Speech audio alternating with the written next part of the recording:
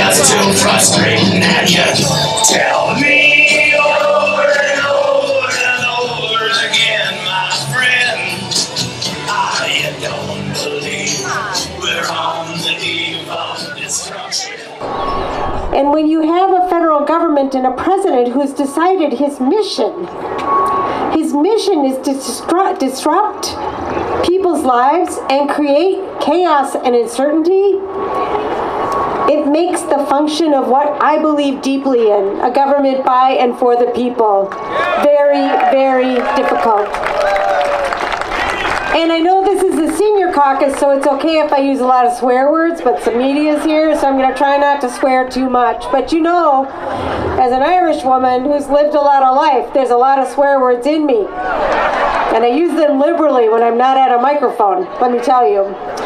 You know, this person, who is the President of the United States, he got his claim to fame by firing people, right? And he is known to bankrupt things. He's bankrupted a lot of companies before he ever became the President of the United States. And often he does that to hoard his own wealth.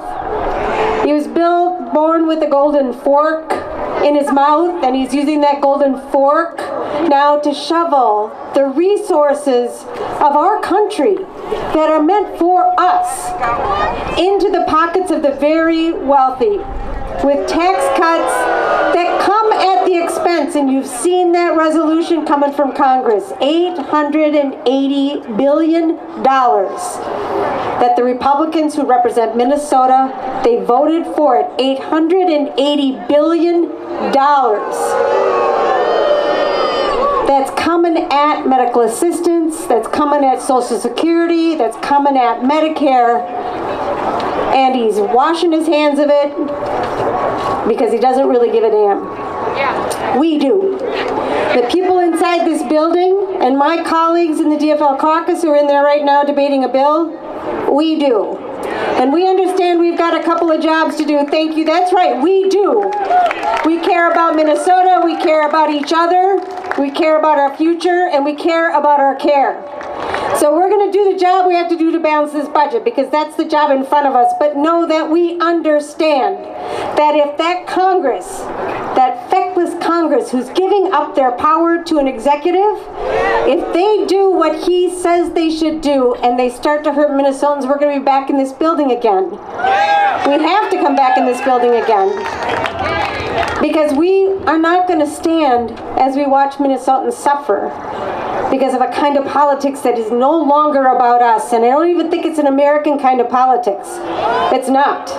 So the last thing I want to say to you is I have been now for the last number of weeks all over the state of Minnesota, and hundreds and thousands of Minnesotans are raising their voices. They are, just like you are, in rallies and town halls and town gatherings, because we are the antidote to what is happening in Washington, D.C. And they may not feel worried about what we're doing, what you're doing, but they should.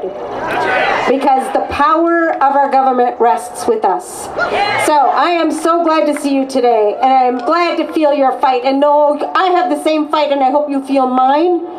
But know that we can't stop. We won't stop. We can't stop. We've got to keep going, because the work we're doing together, inside and especially out here, is the work of the next generation of our democracy and the government by and for the people. Thank you so much for giving a damn.